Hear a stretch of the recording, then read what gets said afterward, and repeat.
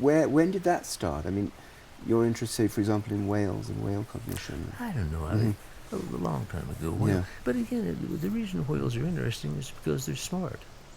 The reason they're more interesting than cockroaches is because they're smarter than cockroaches. Yeah. It all has to do with intelligence. Yeah. That's what makes something interesting. Yeah. It's why a whale is more interesting than a rock.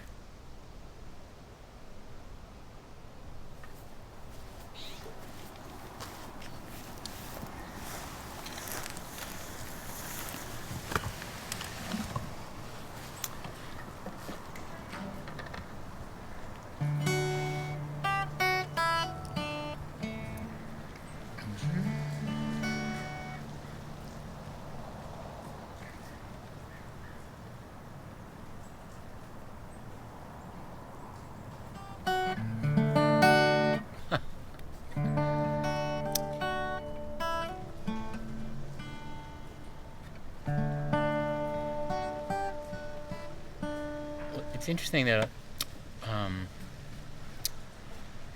when I went to Los Alamos, almost everyone in the group of scientists I was in was a musician, and the head of the group was a violinist, and he hired a concert pianist from Hungary, and me, and so we would have once a month we would have sings, and then I would usually sing Schubert songs though.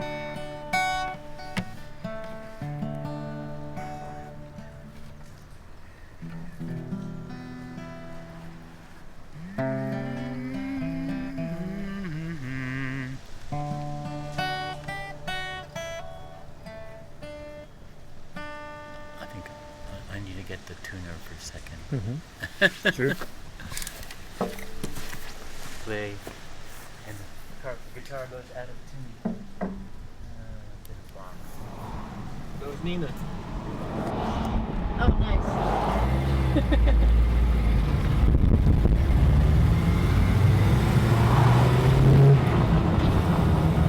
I kind of had a very intense meeting before this.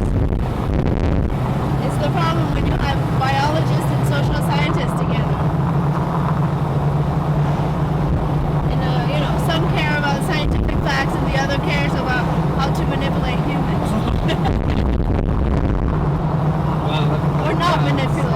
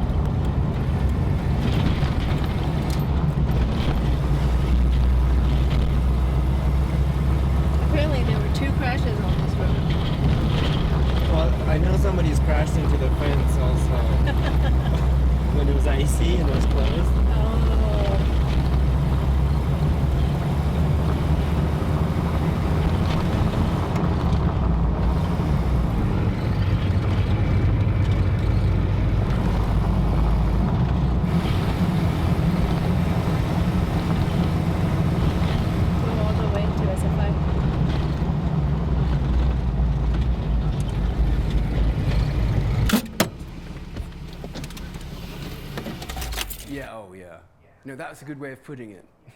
She's very good with animals. Yeah. No, no, she likes her a lot, and she's such a cute. You can't not like that dog. I mean, it's sort of, Yeah, she's obviously been taken care of. Oh yeah. I just don't know what she's going to become. Yeah. From you looking down her, she's looking down. Yes, yeah. Io. It's a satellite, of course, on a planet. Judging by the rocket, it looks like it's a very similar kind of science. It looks like a science that made vastly more progress with much less. Yes, if you were to descend here, I think the topography, the geomorphology, wildlife, botany would be interesting, but somehow within the compass of what is expected. But then if you went to the institute and you met the occupants and you asked them what they were working on, I think the ideas might be truly alien. But they would see this vehicle over here, this truck, and think it looked very familiar. It was actually, could have actually come from the same planet.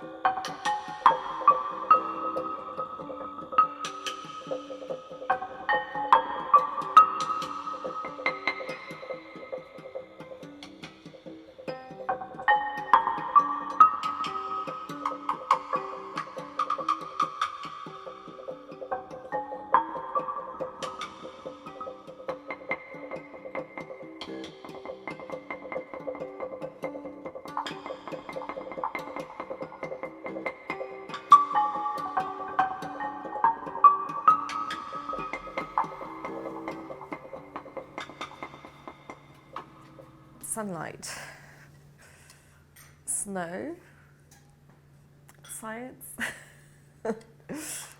No, I mean probably science comes first, but yeah, generally I think happy times. Well, first of all, there's no notion of departments or disciplines. It's just an open, freewheeling place. Deep coupling where you, so to speak, marry, you cohabit the different fields rather than just have them sort of flirt and blow kisses to one another in a restaurant at night. There's no bullshit, basically. There's none of the stuff that like makes universities sometimes like these areas where people fight all the time. I mean, there's no fighting that goes on here. Usually when people talk about cross-disciplinary, multidisciplinary, interdisciplinary sciences, institutes, things along these lines, what they really mean is people who interact up at the levels of their expertise that they've already developed and just at the very superficial level. That is not the Santa Fe Institute. At the Santa Fe Institute, what's going on is people are getting down at the very deep levels of how they actually perceive the world, the different lenses of these different sciences, and saying at that level, how can we actually integrate and synthesize something that in a sort of a nonlinear sense is greater than the sum of its individual parts. I spent years in academia in normal universities and always felt a little off because I always wanted to do what was at the conjunction of two different disciplines and nobody would accept my work.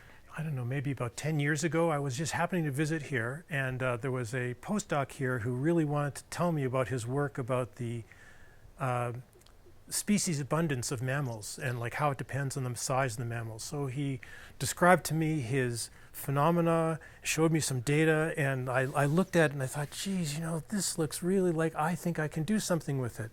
And so I went away that night, I worked very hard that evening, and lo and behold, I came up with a very simple model that encapsulated the data and described the data beautifully, and it was just, it's like one of these things, like I came to his office knowing nothing about paleontology, knowing nothing about the data, knowing nothing about size distributions, and the next day, I guess I was a semi-expert in the field, and that was unbelievably refreshing. So me from kind of this like dealing with really messy data background, talking with a physicist who just can't process that amount of mess in the data, and trying to see where the approaches and tools and perspectives of both can potentially meet in the middle. It's been intellectual nirvana.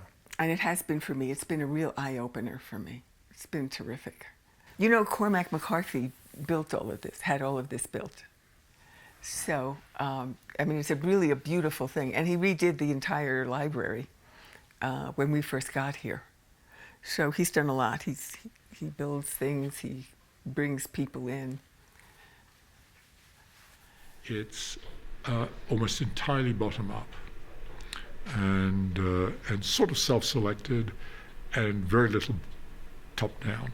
There's a lot of patience involved, lots of time at the whiteboard to try and come up with a common language. It's not just a language, it's also a shared mental model of what we're trying to do and what we're trying to get and what is the important aspect of this question. Oh, this thing, right. Barbie and enemy. So this is an old piece by a very close friend of mine, Michael Shipling. And there's actually another Barbie piece in my office. And so you pull it up to the top and let it go, and it does the classic. If you followed and plotted the tip of the foot, you would see classic chaotic dynamics represented. Michael was actually affiliated with SFI for a little while in the early 2000s. He worked with and for Jim Crutchfield for a bit, doing a swarm robotics project. And now, I mean, that was quite a while ago, but that I actually met Michael through SFI at tea one afternoon. So, and now he's a very long-term friend who has been playing in that intersection between art and complexity science for a number of decades, actually. So that is the deconstructed Barbie. People think it's either really creepy or really wonderful. Of course, it's both. I think it's just wonderful. Physical proximity is actually crucial. In the study at, I think it was MIT, they found that people actually collaborate significantly more with those who are even just on the same floor as them in the same department compared to just one floor up. So you need a lot of actual physical juxtaposition of people who bounce into one another. They have no alternative but to sit down for an hour-long lunch where the others that they're talking about are from completely different fields. The economist will be sitting there making commentary about the salad dressing to somebody who's a theoretical physicist and to somebody who's actually an ecological biologist. And as part of that conversation, they will start to understand that is not only the hope, but actually the way it plays out in practice. Understand not only some of the high-level kinds of benefits they can gather from one another. Oh, you biologists, you have this way of modeling what happens under applying maximum entropy principles to models of neutral evolution. I, as an economist, might be able to use that kind of an insight to help me figure out how to solve this problem in dynamic stochastic equilibrium models, kind of a thing. That's up at the level of techniques, but also there'll be something much more fundamental, where you might have that same ecologist and that economist talking about, well, why do you, ecologist, use neutral models to try to analyze ecological systems in the first place? Ah, here's Ada's answer.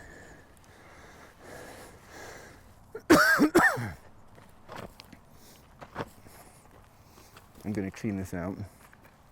The stick.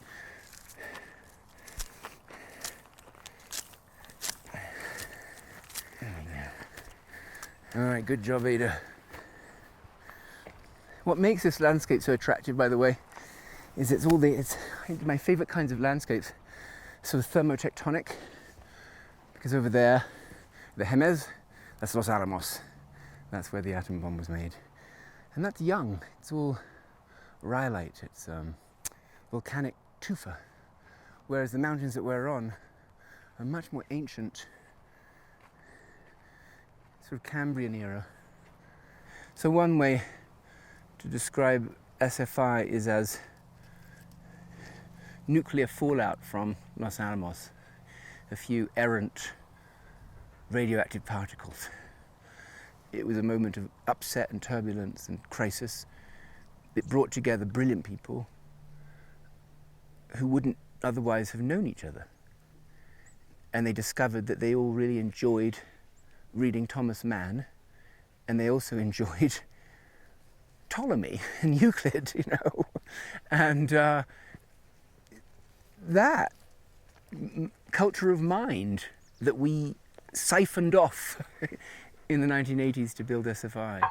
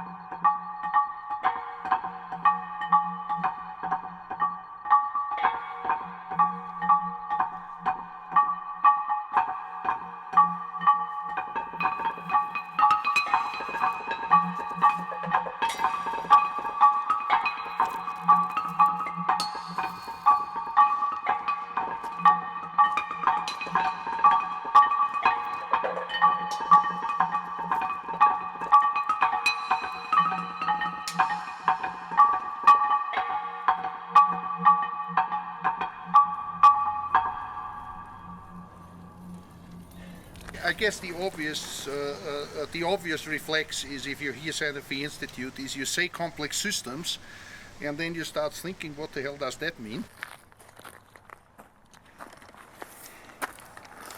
So you're just going to ask me questions about science or anything? Well, as I say, it was a top-of-the-line bike from about 25 years ago. It's a Le Monde. I don't know if you remember the name Greg Le Monde. He won the Tour de France in 2 years, and so he started a bike company.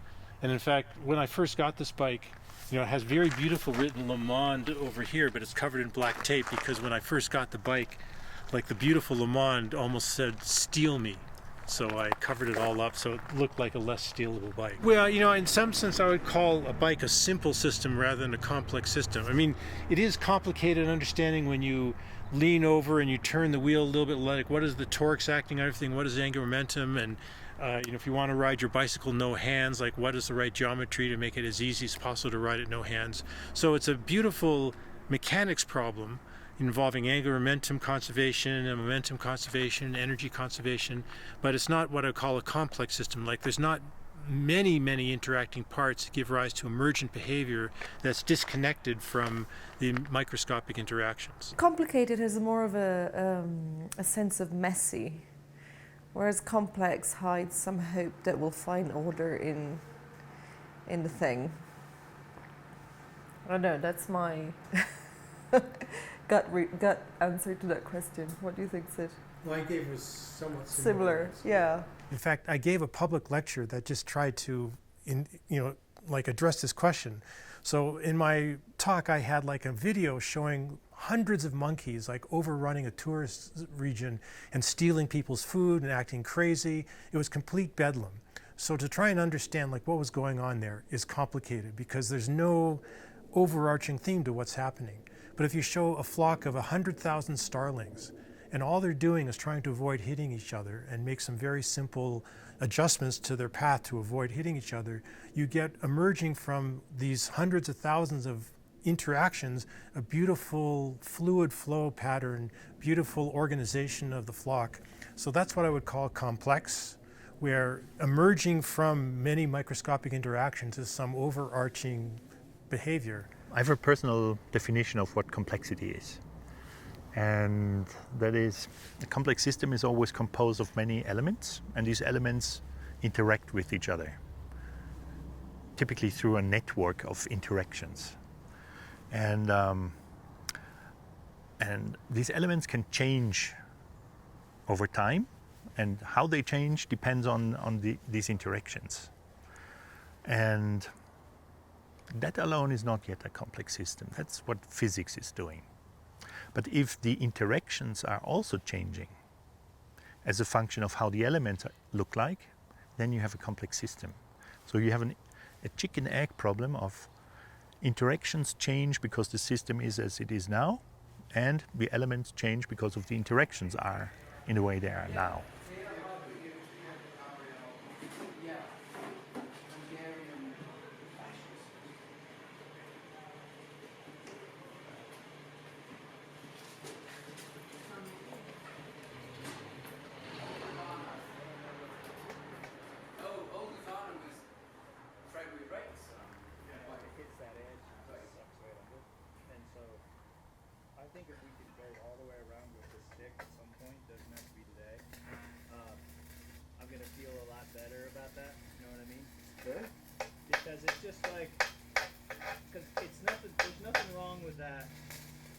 There's nothing wrong with a complete surround weld as long as you don't warp it out, right? I mean, that's I don't think this would ever really work.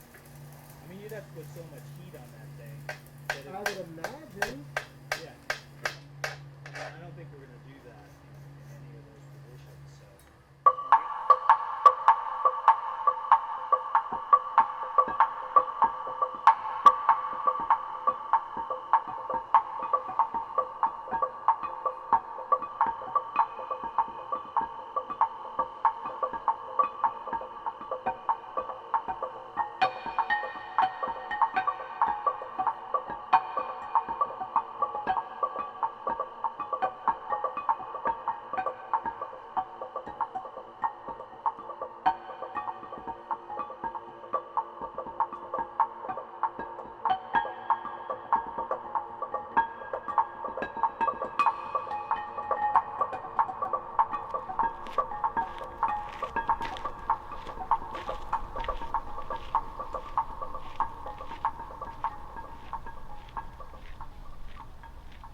way.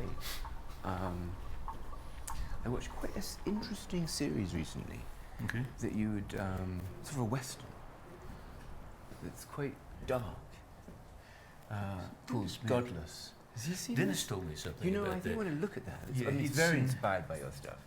Very much so. Yeah, it could be, but he'd seen something. Yeah. I don't know whether he'd seen one episode or he'd seen some trailers or something, Yeah. but we were interested in the What? title.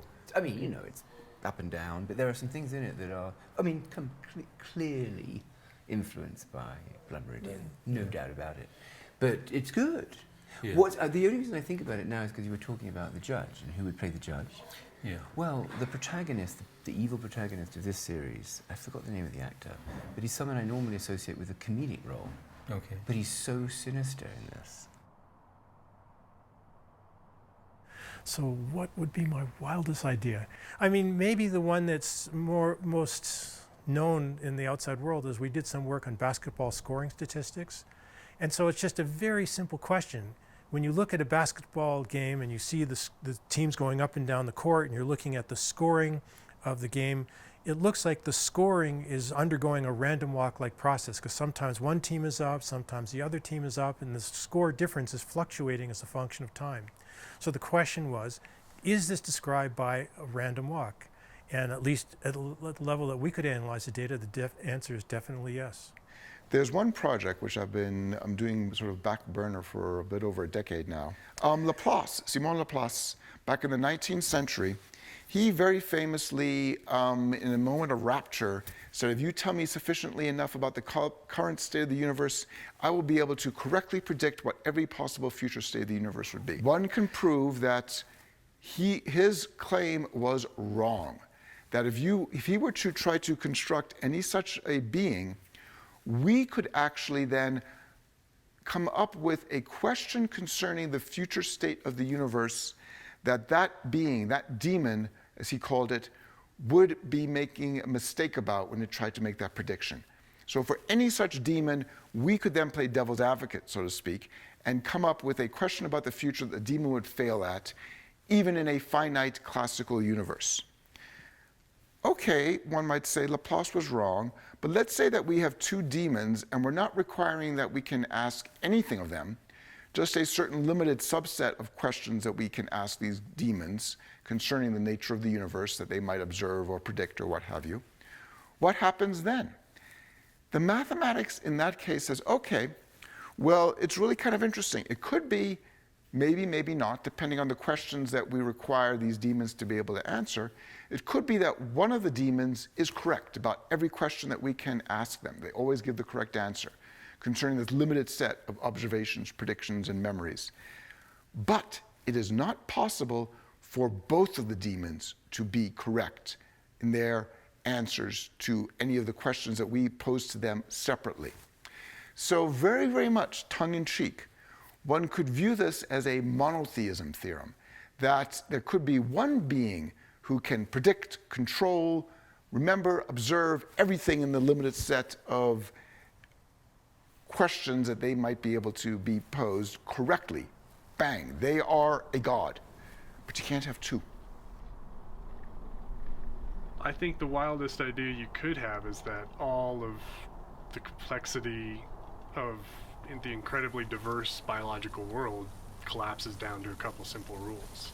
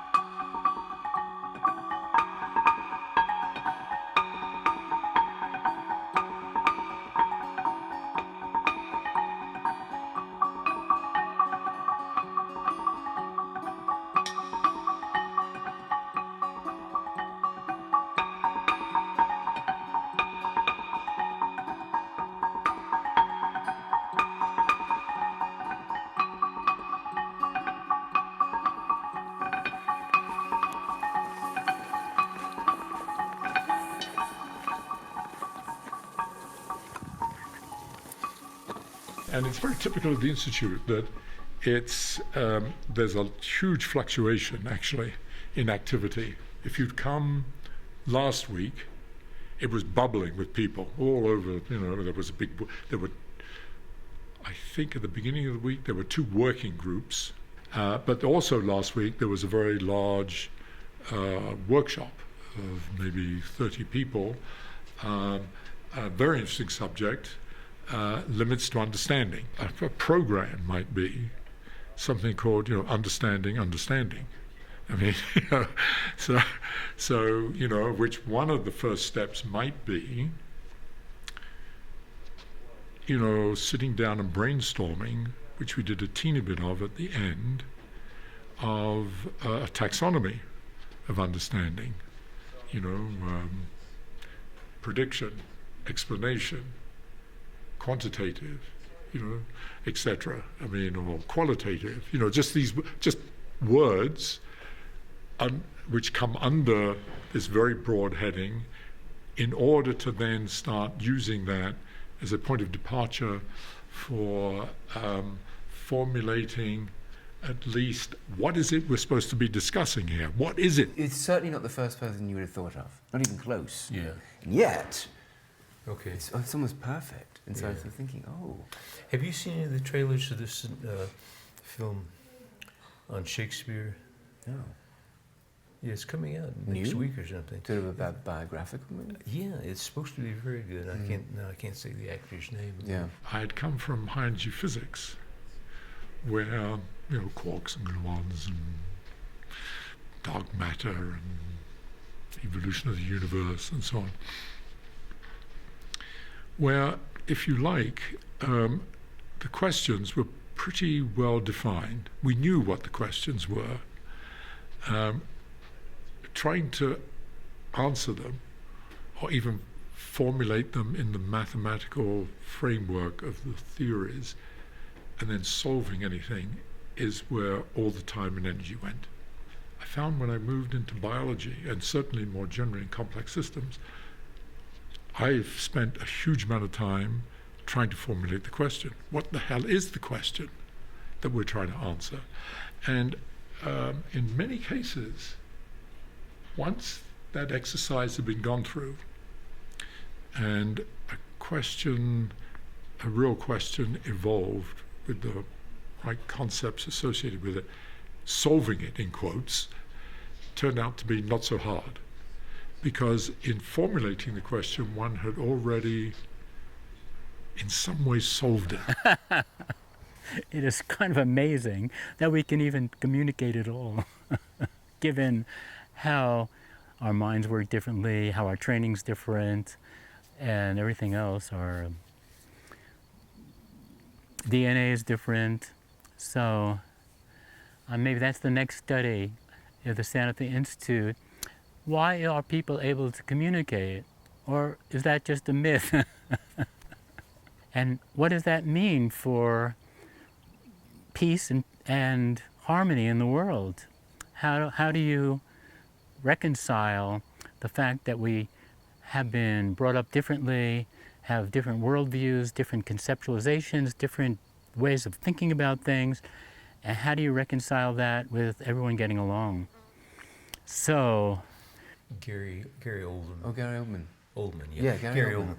And he's just really good. He looks more like Shakespeare than Shakespeare. I mean, he looks more like Churchill than Churchill does. Oh, it's a Churchill film. And everybody says he's just phenomenal. Yeah. And who would think that Who could do Churchill? Yeah. But I thought maybe he could do the judge. Gary Oldman? Yeah. He's a good actor. He is. Yeah. And he's quite frightening. Yeah. Do you know who I nominate for the judge for you? Tom Hardy. Somebody else, John mentioned Tom Hardy. He did? Yes, he did. Tom Hardy I think is Thought he would be very good. He's the sort of Marlon Brando of our time. He has that kind of stage presence. Yeah, okay. I've seen him in a couple of films, but I have not. Maybe I saw him on television or something. I didn't pay that much attention, but he's been on my mind. The film, we'll watch it, I'm going to show you. He played, the English inmate who named himself after Charles Bronson. He was the most violent inmate in the British penal system. And Tom Hardy played him in a film called Bronson. That you should see because he's bald and terrifying. Perfect. Yeah. That's funny. Yeah. What's the film called? It's called Bronson. Bronson? Because this is the real life story of an inmate, a British, very violent man, who assumed Bronson's identity when he was in solitary confinement in jail. And he wrote books. He wrote a book when he was in solitary confinement about how to exercise in solitary confinement in a small space. I mean, the guy's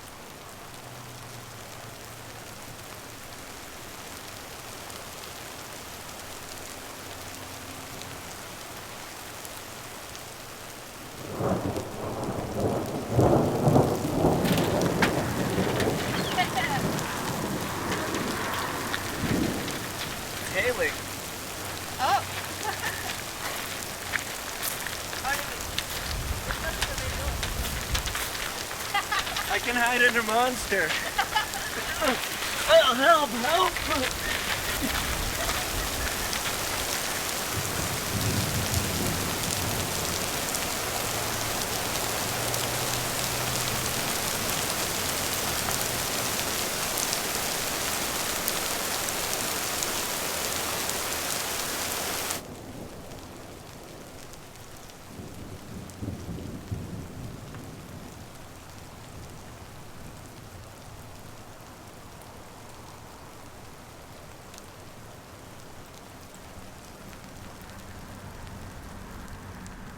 Laboratories and observatories that run down the Rio Grande River, like Los Alamos to Santa Fe, the Santa Fe Institute, to Sandia National Labs, to the Very Large Array, down to Sunspot in southern New Mexico, Solar Observatory.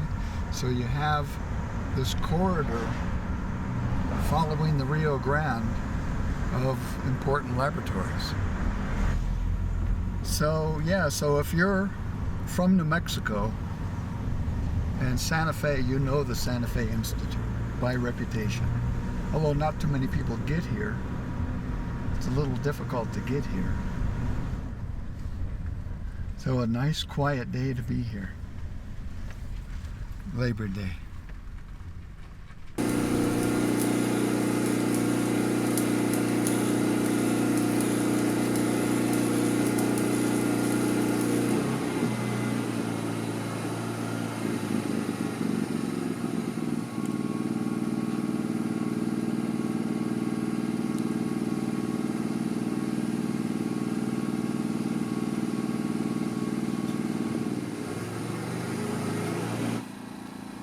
It's okay.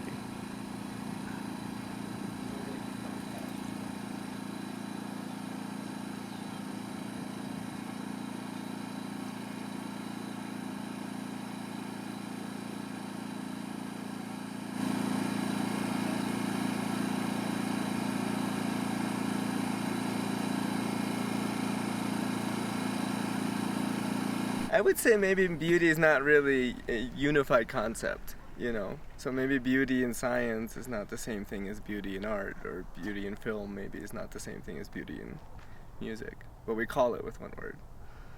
What's beauty in science? I think that's a little bit easier to define for me. And I would say beauty in science is saying the most with the simplest explanation, or something like that. or ratio of insight divided by complexity. Couldn't that work for other things though? Beauty in art is saying the most with the least.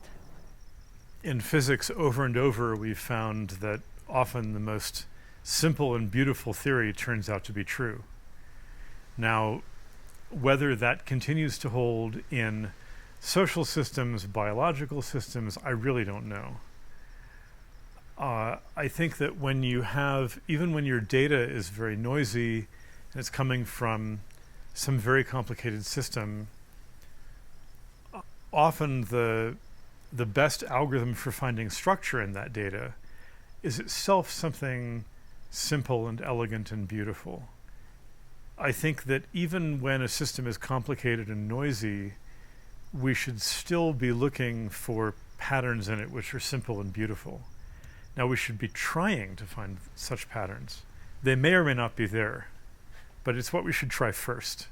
Because if we can find a pattern which is simple and beautiful, then that typically also means we understand something about that system. I think it depends on if you're kind of if you want to prove mathematical theorems from the book, as they say, which are beautiful in their simplicity, or if the beauty that inspires you is kind of at the face value of complexity. And for me, it was always the kind of almost dissonance between knowability and unknowability of the biological world. It's so vast and so complex that we won't ever know it, and yet we can study the details of a flower, as Feynman pointed out. The more I know about the flower, the more beautiful it is. And yet also there will always be so much more that can't be understood. And I think that duality makes it quite beautiful. How about that?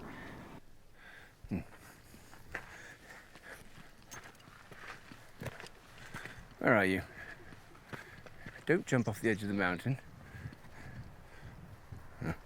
There's nothing wrong with the earlier science. It's beautiful, you know. You go into an art gallery and you look at paintings in the classical tradition by David or Ingres, and they're beautiful and they're elegant.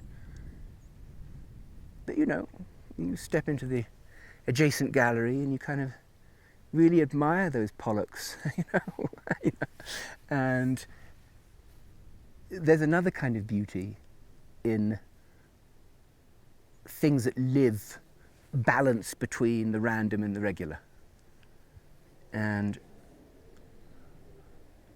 maybe the real revolution has been how you reconcile those two, how you, in a very deep way, respect randomness. Hi. Hello, Cris. Hi, sorry. No problem. Maybe you can. On the mountainside. Sorry. No. So I'm deliberately doing these caricature models to see how much we can explain just by these very simple models, and then see, okay, what else is there to explain. Because we are our own subjects, we think that in psychology we are our own subjects. We think, and we always we are used to making different justifications for what we do, because we need to communicate to others why we do something. We need to justify. So there's a lot of verbal justification. We think that we might be more complicated than we really are. And just doing these very simple models can tell us, okay,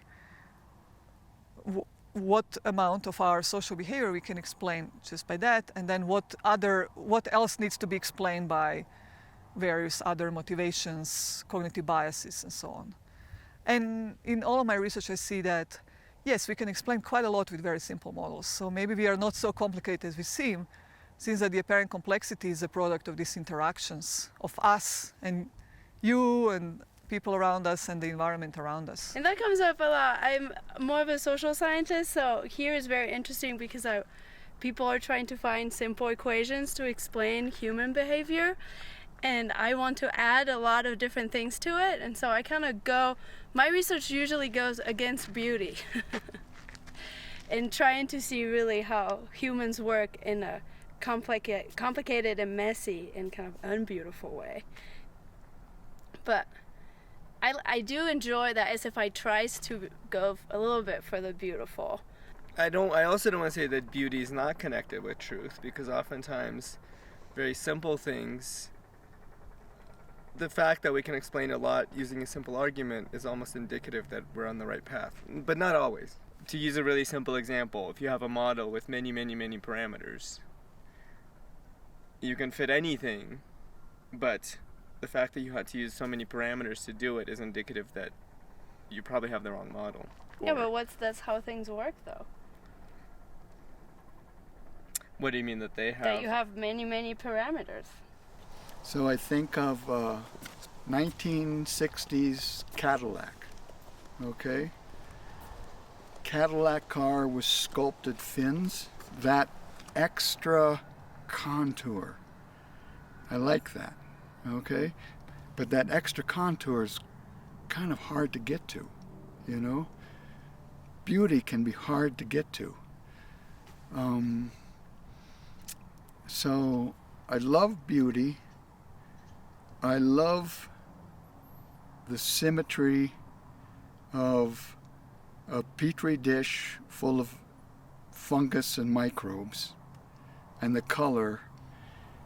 Love can be a constraint, and if you're a seeker, you might have to be outside of love. You know, that's difficult. You might have to sort of, you know, sort of check love at the door and then go into the laboratory. So I would say same with beauty. It's not the end all of art or the work, but it's nice when it happens. Actually, beauty is sort of almost in everything. So this is what I was saying sort of from a technical standpoint, is that this is just a sort of kludged together wheel at this particular juncture, and I really want to have it to be wood and that you feel comfortable when you're grasping it.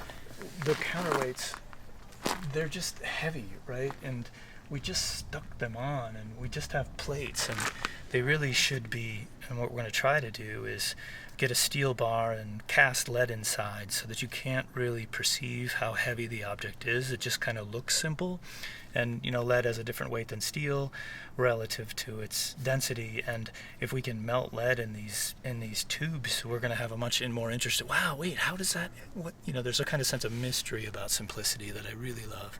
And that idea, we were successful, I think, in some ways, where this is, you know, 1,200 pounds of weight material lifted off the ground, and that kind of simplicity is really fun to me. Even if you see it in a static position, you're like, wow, that's 1,200 pounds off the ground. I have a sense of whimsy, and I love that whimsy, and that's what I mean with simplicity. There's kind of a lightness and whimsy at the same time. And you can sense my and so it's gotta just be easy. At least for me, I think when looking at people, obviously there's a whole branch where it's, if everybody has their own truth, I mean, what kind of truth can you find? I mean, that kind of sounds like a cliche, but in the end, it is hard to see, you know, what's the truth? Like, how do people form their beliefs? I mean, every person will give you an idea of how they do it, and then you impose, actually, I see, this is the idea. So to me, I see myself more as an explainer. My goal is to explain things rather than finding the truth. And so it's more against not knowing versus knowing an untruth. So adding additional information, explaining for people who might not know, or certain mechanisms people might not know about, versus going for the truth. I don't know if that distinction makes sense. Would you say you seek to unknow the untruth?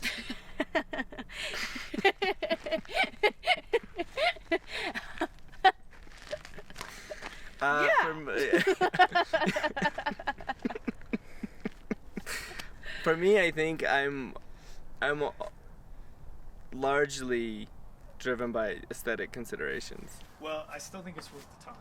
Yeah. Because now that I see the black on it, I'm like, it's tons better, but we just gotta keep working. Right. So if it's 1 3/4 can fit in there if you put 2 little washers, which I think it's going to need something, so it's, because 2 inches is going to be tight. Yeah, well, when we put that sprocket in there, we're going to have to curve around the edge like that. Yes. And I was wondering, like, should we, because we could have some more sparse water jetted. Yeah.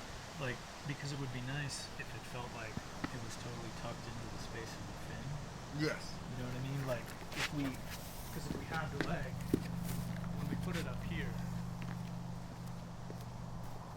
because I was thinking of putting it right here. So I lived in Balkans, in Croatia when we had the wars, and I was too young at that time to go to war, but I saw the whole society splitting in a very short amount of time and kind of terrible things happening that we could not anticipate. And so it is a question that kind of haunts me and that guides the whole of my research. Can we explain that? You know, can we understand when does it happen and when not? And so in seeking answer to this question, I went all the way to very early human evolutionary history and did a lot of research on early origins of human cooperation. And why is it that we and not, chimps or baboons are so cooperative in the sense that we share food with each other? And really, so that's something that's really rarely seen except in some monkey species. But when did it happen? And is it a gift from a higher being, or is it some interesting combination of pre-existing cognitive capacities and a particular environmental structures in which we found ourselves because of climate change many million years ago? And I think it's the latter, and it's very interesting then to see what is the constellation of environmental and cognitive factors that leads to more or less cooperation.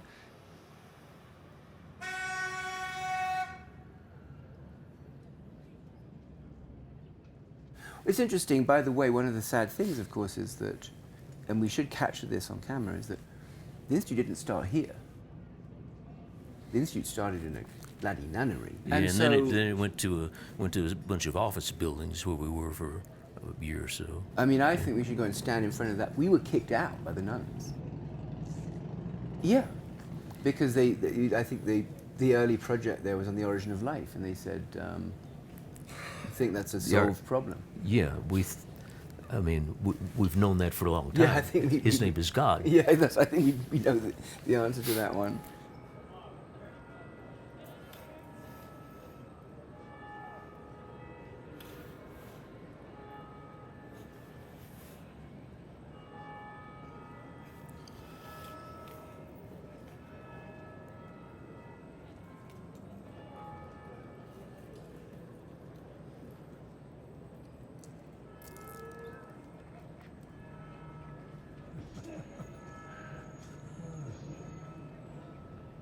You have seen this, by the way. Do you know about this?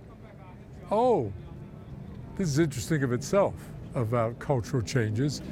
So this is a monument to various wars and things, and so on, with the United States. And this side, it says, here's how it was originally written. I'll say it. To the heroes who have fallen in the various battles with savage Indians in the territory of New Mexico. So it was right before we moved here, so 40 odd years ago. One night, some Indians came and they chiseled out. So it just says, battles with Indians in the territory. This is new, someone has written with a pen various battles with courageous Indians. So it's marvelous. That's by the way, that's an evolutionary statement, of course. So it's, but of course it's one of the hallmarks of Santa Fe, New Mexico, is the cultural diversity, the Indians, the Hispanics, the Spaniards that came here in the beginning of the 16th century, and then the Anglos, the people from Northern Europeans mostly, that came here from the United States before this became part of the United States in the 19th century. And, we have the Indians along here. And, of course, part of it, I see the Jewish Hanukkah thing as well. I think it's all part of it. So it's great. It's really a nice expression of in fact, it's a nice statement of the evolution of a city from being an outpost of Spain, totally Spanish, to then beginning to expand and integrate into it different cultures and different ethnicities and so forth. That's really lovely. Not without tension and occasional conflict, but it's nice. Should we walk on? Just walk on. I think an understanding of history gives you a deep appreciation of instability, that everything is constantly undergoing transformation. I think that's a very liberating fact, even if the causes are negative. I don't believe that anything I know now will be adhered to by the next generation or the next. It means that I don't have to believe what was believed before me, And I think that awareness of social unrest gives me a certain kind of insight into intellectual unrest. And there is some melancholia that comes with that.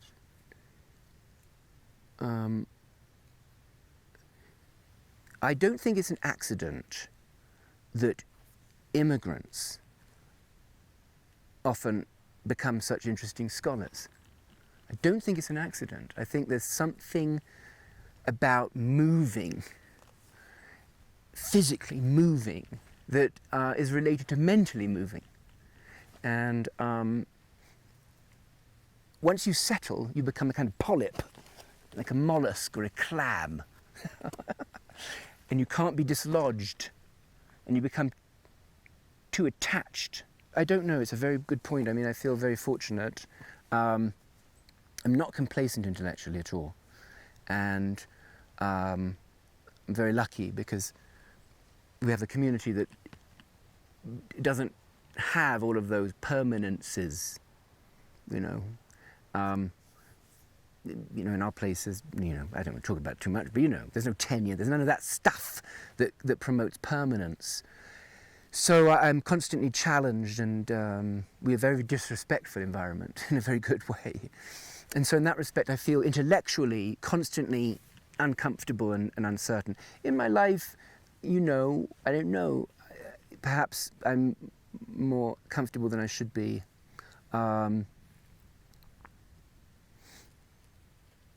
I certainly don't take it for granted.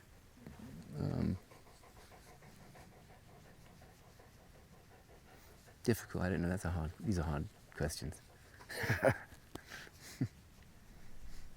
All right. Yes, Tito. She's saying, why aren't we going downstairs? Yes.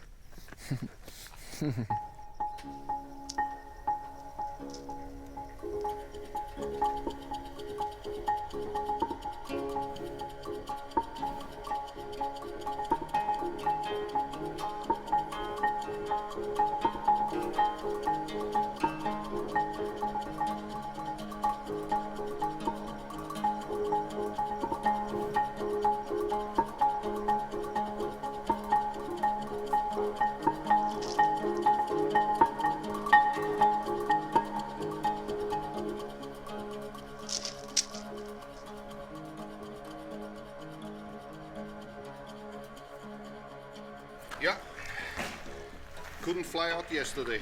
The airport was closed for departing flights.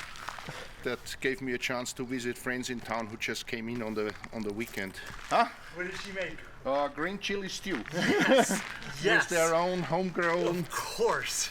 Seriously spicy green chili. Sure. Very good. Nice, nice.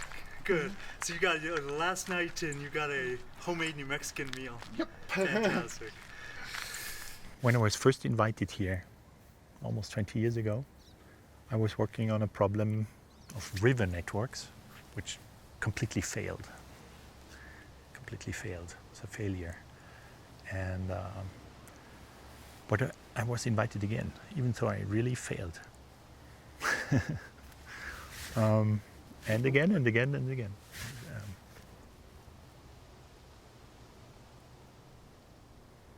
There's so many failures because typically only 5% of things really work. It doesn't show in your publication list because you're publishing the things that don't work. Also because you have to or because you should. But the things that are really working out is very little. So most of it is failure. I would say more often than not, like I bang my head against the wall and nothing much comes out of it. So yeah, I guess I more often fail to succeed than the other way around. But every once in a while, you get lucky, and every once in a while, like something that you think is wrong actually turns out to be very right and very useful. So it's it's because I think it's closer to a creative artistic process than just sort of being like an accountant and like adding up a column of numbers and trying to get the right answer. What works in a creative endeavor is oftentimes can't be quantified or can't be even, you can't know it for sure until after the fact.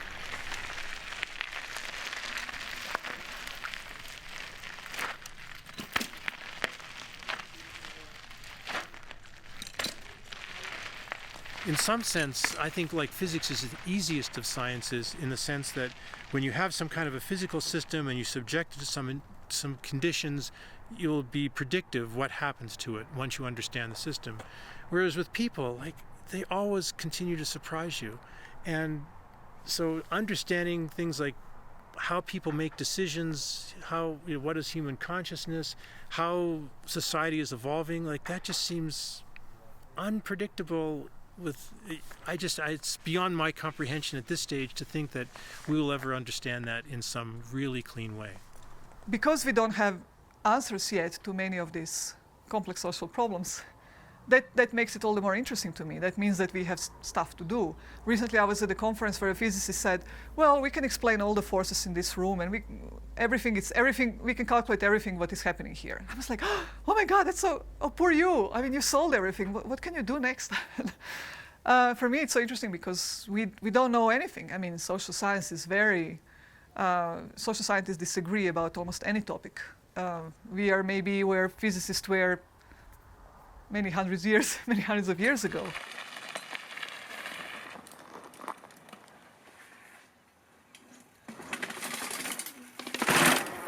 So when I lived in Los Alamos, I had an orchidarium. It was in a big plastic thing. There was a huge skylight in this house I had in Los Alamos. And the previous owner had was growing all these orchids, and I kept them because they were so fantastic. And they come back. Yeah, wonderful.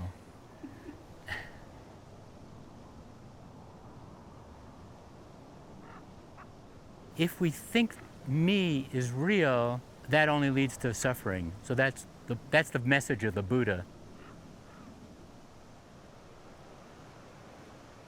Whatever is causing you to suffer is because you're thinking that there's a me that's permanent and solid and everything.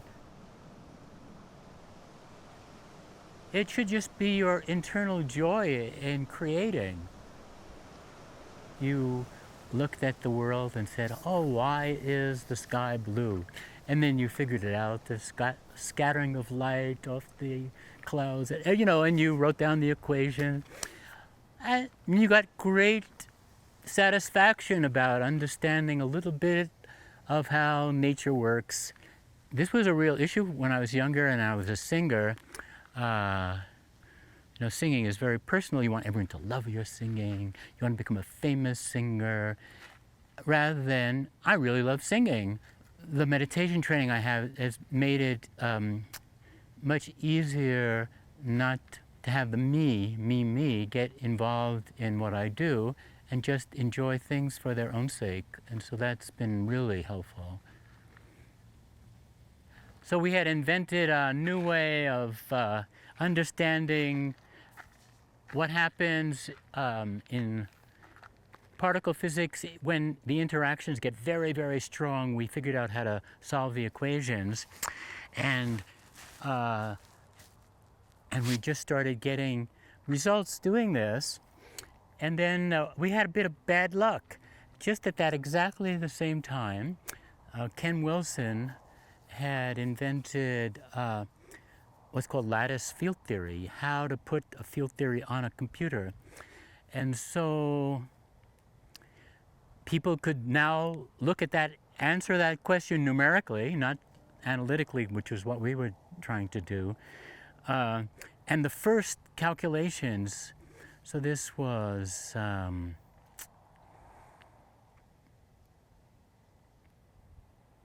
the 1980s, I guess, were looking really promising. And they were, of course, fake. I mean, they were totally misleading, and it took until another 20 years before the computers were up to the task. So I did one calculation on the computer, and it agreed with our calculations in strong coupling, but then I realized it takes us a year to do each calculation in this using our methods, and they're just going to turn on the computer and we're done. So we quit too early, actually, because it took them 20 years. We could have solved a few problems by then. So that was the end of our Nobel Prize ambition.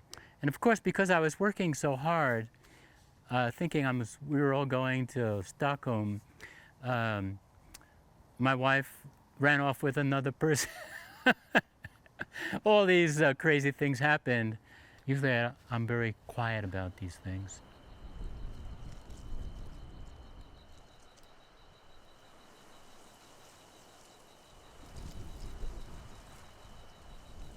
I have no idea, how he's going to sort of edit this stuff. And I mean, we do know he's on our side, and so he's... Yeah, that's the main thing. Yeah. No, he'll be all right. Yeah.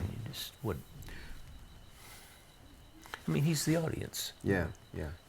He would edit it for, to make it interesting to people like him. Yeah. Which is right.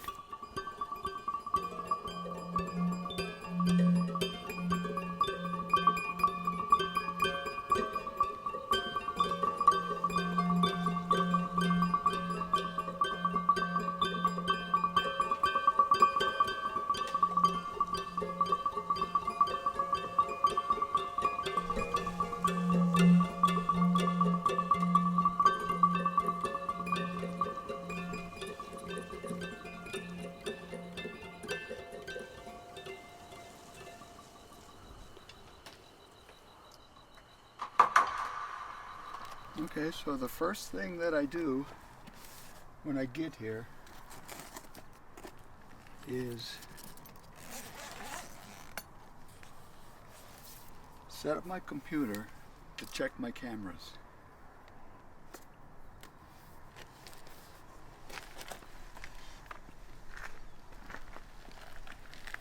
And I have a camera back here. What I'm doing is mapping animal pathways and coyote paths. So right behind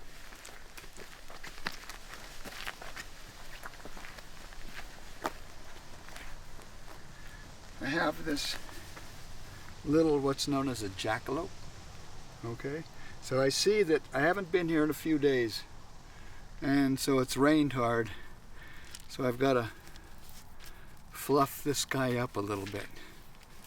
The animals are moving very quickly, so they don't really stop unless they have business. So I have this little jackalope here, and it tends to stop them, and they sniff it, and they find it quite interesting. So that means they're on film for longer. So I have a camera here.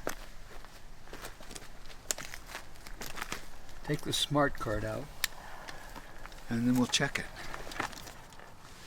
So far in my inventory, I've gotten coyotes, foxes, raccoon, desert wood rats, kangaroo mice, and some unknown things.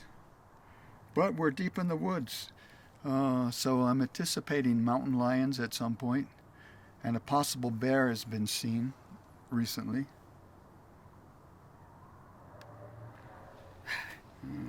Someone made a circle here, a rock circle. I never noticed that before, but it looks old. This is how they bury the dead in Mongolia, or they used to.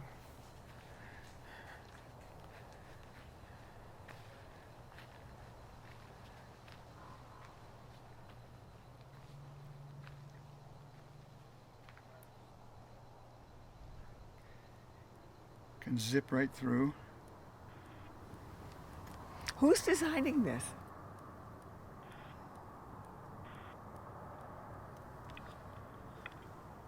I see it rained. I've got hail. So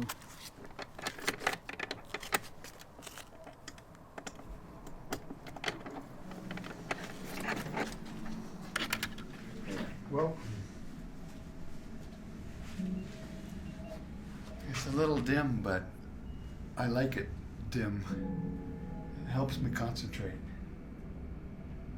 Takes a moment for the eyes to adjust. So yeah, so welcome, here we are. So I'm not sure what to call it.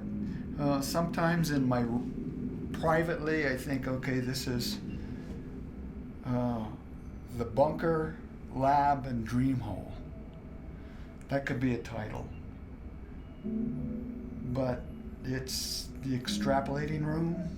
It's my study, the laboratory, the shop, because I like to have my hands working in here. I like the physicality of working with my hands. And at counterpoint to the rest of the Institute, which is mental and excitingly mental. In reality, this is a very small space. This is 9 feet by 16 feet. But I'm able to work at scale and expand the space, and so that's been the primary work. And I have a word that I coined, micro-monumentalism. So sometimes I think I'm a practitioner of micro-monumentalism. So small things monumental. And especially when you think about bacteria and viruses and things that I sculpt, tiny physically, but huge in impact.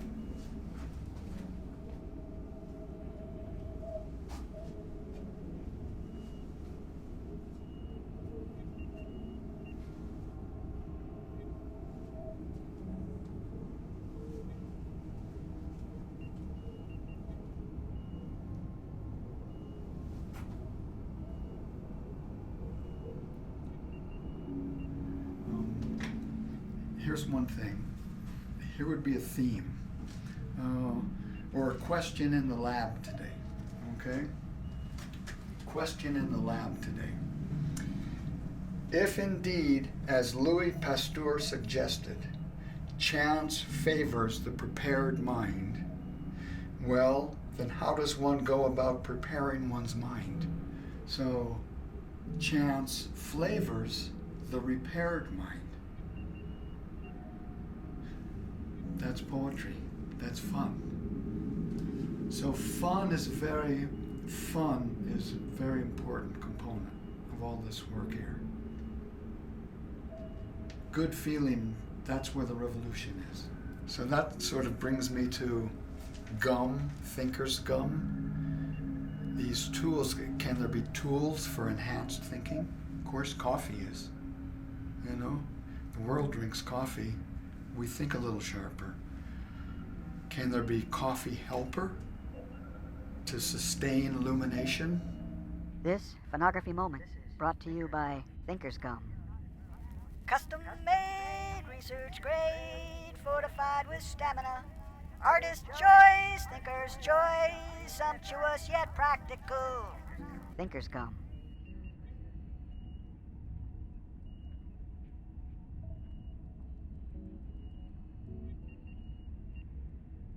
So my question, as I'm standing here on the campus of the Santa Fe Institute, do I carry on with my natural studies, or do I sort of turn into complexity science?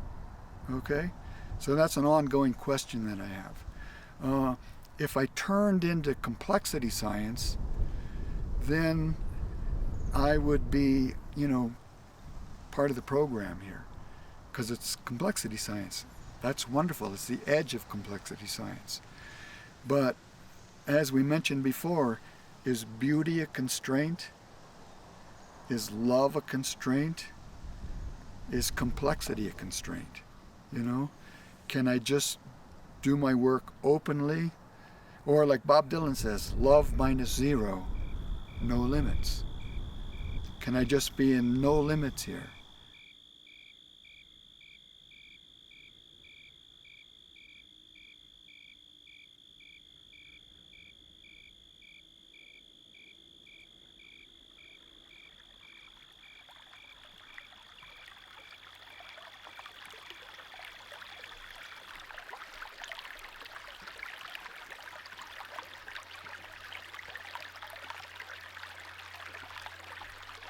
As you say, the Institute for Advanced Studies is in a forest. Santa Fe Institute's on the top of a mountain. The Salk Institute's on the precipice of a cliff looking into the ocean. Why are we drawn to these remote places, and why do we think better in remote places? Yeah, I don't know, dude. It's certainly something that I've thought about, but I don't know why. There's just the desert in particular. If you think about science, a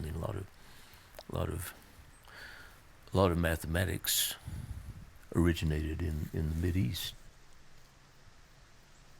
A very sterile-looking environment.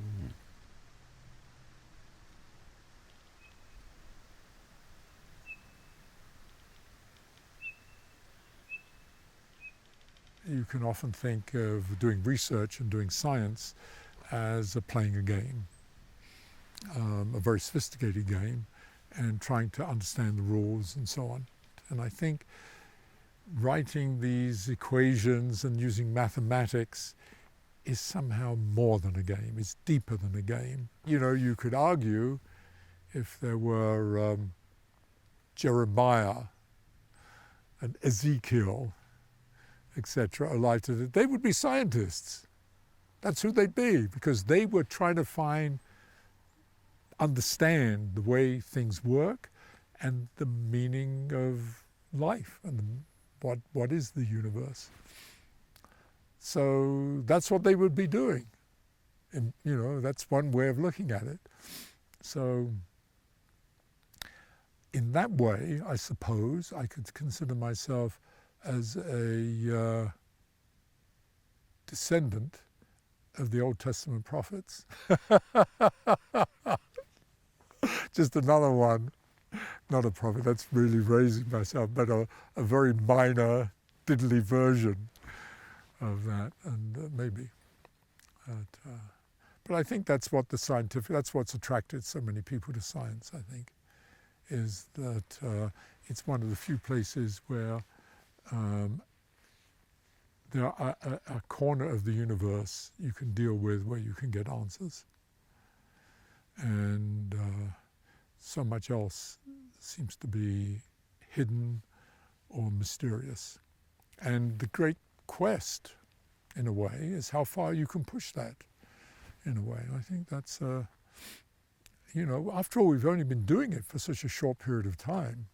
So, I don't know whether we can survive more than another 50 years or so, but if we do, and we go on with this, have we saturated it? Does it all come to an end? Is there a limit to this way of thinking? Have we reached sort of the boundaries and all we're doing is detailed work? Or can we really understand some of the more mysterious aspects of life? The stuff of poetry and music and painting and so on. where people have been grappling with similar problems in a different language. I don't know, I won't be around.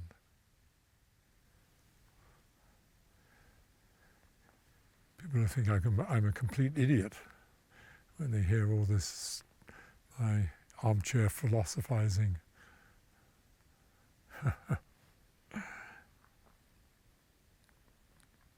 It's nice.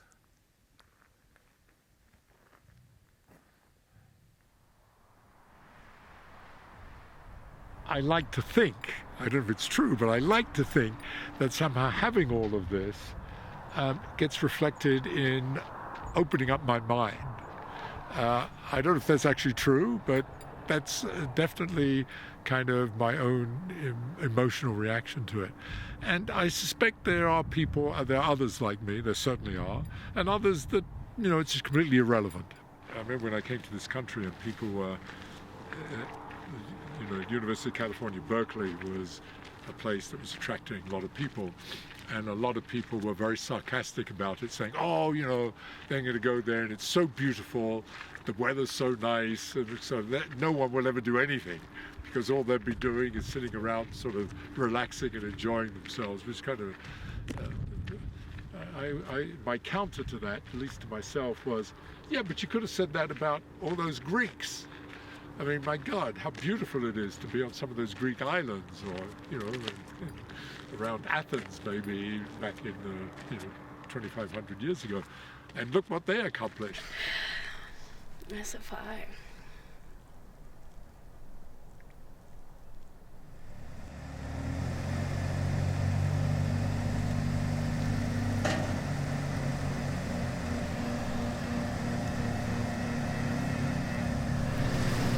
Things that seemed, if not revolutionary, really kind of pioneering, path-breaking in the 80s, are now, in terms of complexity thinking, accepted in the canons of a whole range of disciplines. So not only math and biology, physics, but in the social science as well, used in political science and anthropology, archaeology, sociology.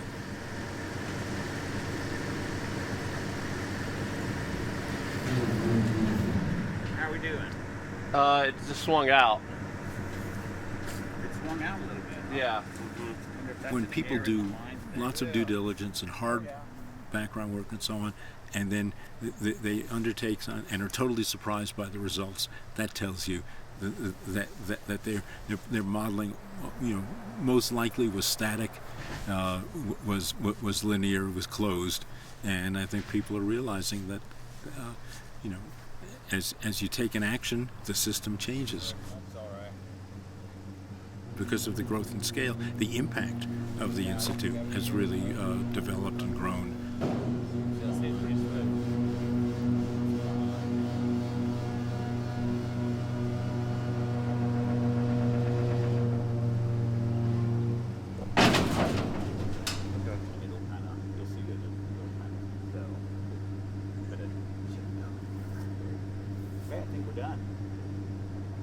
I'd like to see how it take the Yeah, this is the interplanetary rocket. This is not our reality, but standing exactly here, looking at that truck and that rocket, if you came across it, this is a reality. This is one possible world, and it's obvious that rocket has explored very widely and has been beaten up, and maybe now has been put out to pasture.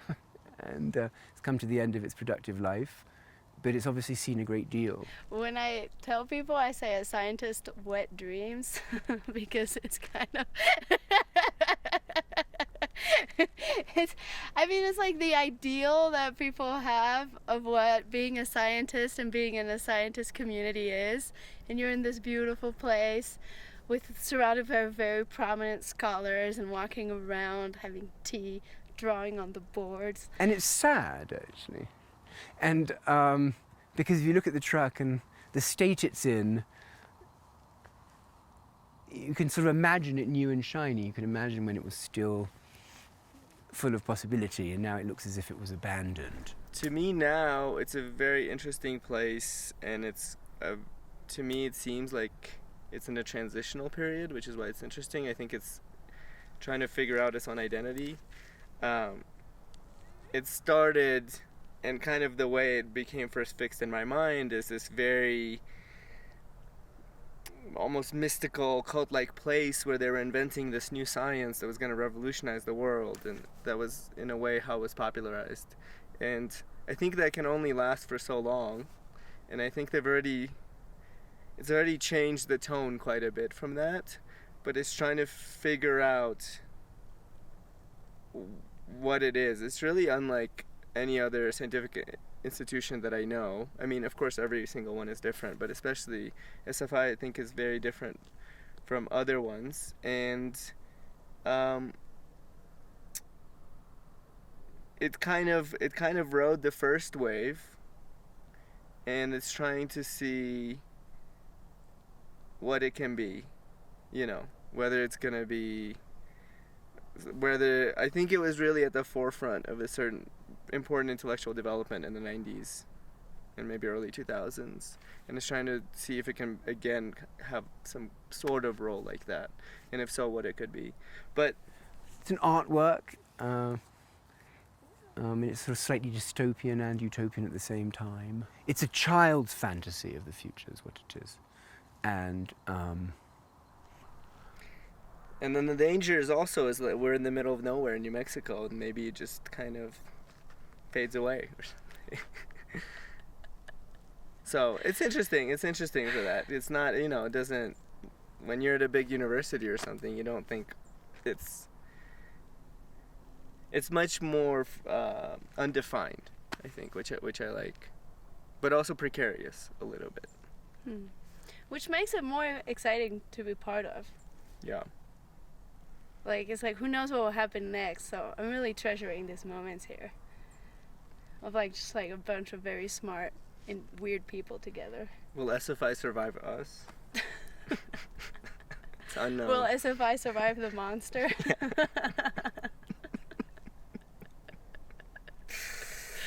Will SFI survive Carl's documentary? Yeah, that's the bigger question. SFI.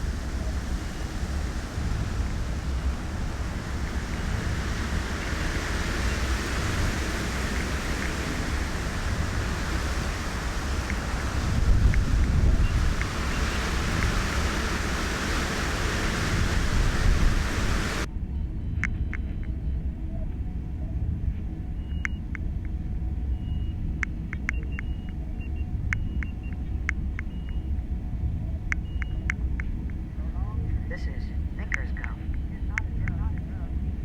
Custom made, research grade, fortified with stamina. Artist joy. And maybe that's how things are done. Maybe that's what it's about. I think it is how things are done. you know. I think it's young people who come along and highly disrespectful of everything. Yeah. And they say, yeah, what's true here and what isn't true? And of course the answer is always, most of it's not true.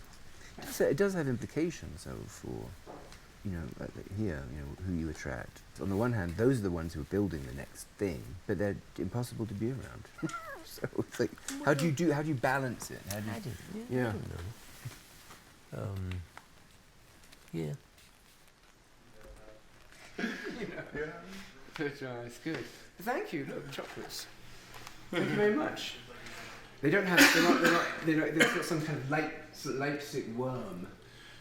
Yeah, no, this is just generic chocolate. By the way, I'm gonna. You know, are you gonna be in Vienna for the board? For the Thurner thingy? No, I won't be there. No. I'm going. I'm going for a few days. So I heard.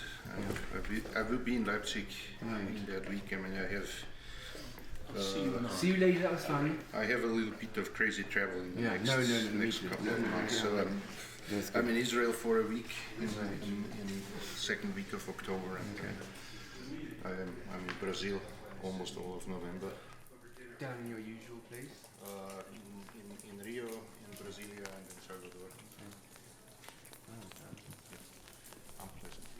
Oh, it's too tough. Such bad times, bad. Yeah. All right. See ya. So I better run. down.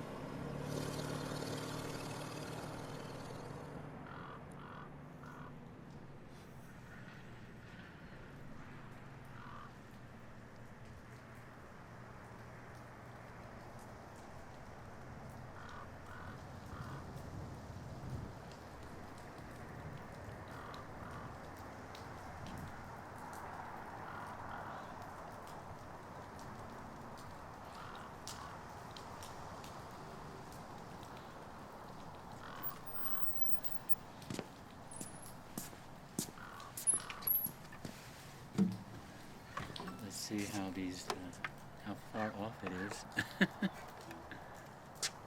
Now they have these gadgets, they don't leave anything to, you don't listen to overtones anymore. You just go.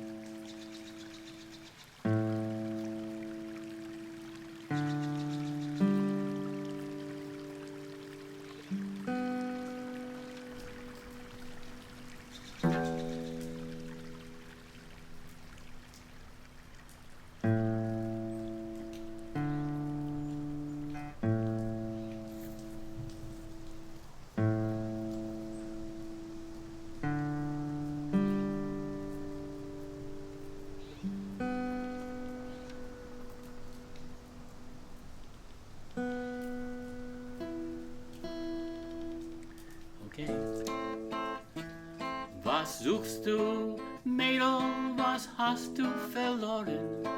Was willst du gewinnen im Gras? Ich such Margaritas, verreute sich Hebele, verreute sich tra-la-la-la-la. So the boy asked the girl, what's he looking for? And she says, I'm trying to find daisies. Du suchst noch und ich hab schon Tage gefunden, die schönste Margarita im Land. Ein Margarita mit Stepp und mit Augen Saphiren, mit Augenlicht, tra-la-la-la-la. So he says, I found the prettiest daisy in the woods.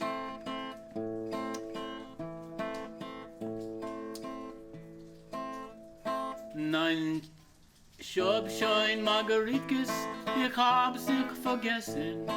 Ich such, du nicht weide, ein Qual. Der Qual ist geschlossen, an mir bleibst du durstig, beim Quälschele, tra-la-la-la-la. Ich will gar nicht trinken, ich such mir ein Schatten, die Sonne blickt rein, also heiß. Meine Haut sehen in schwarzer und Keller wie Schotzen in Wälderle, tra-la-la-la-la.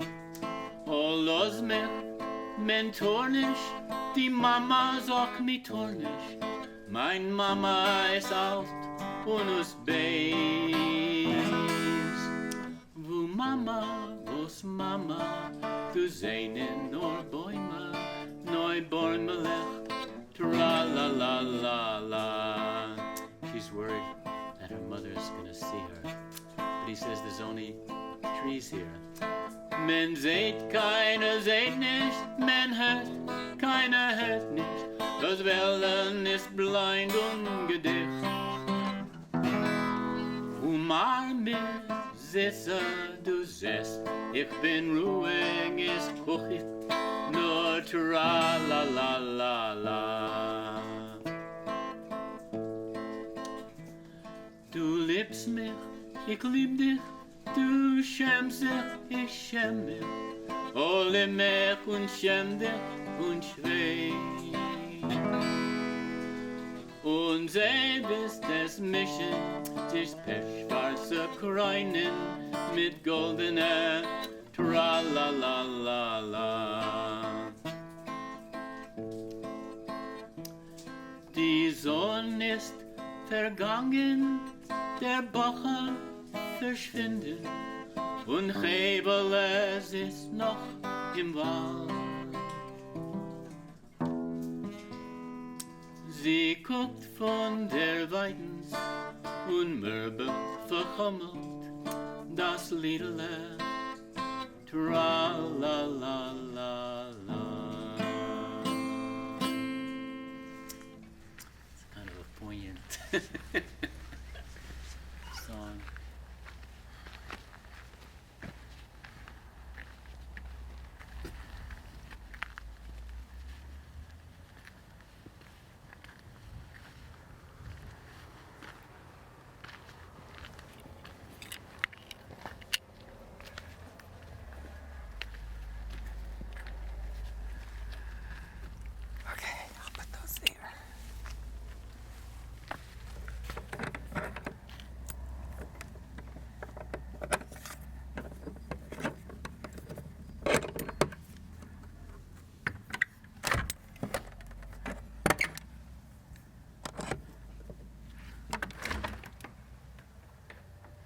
But why did you set this up?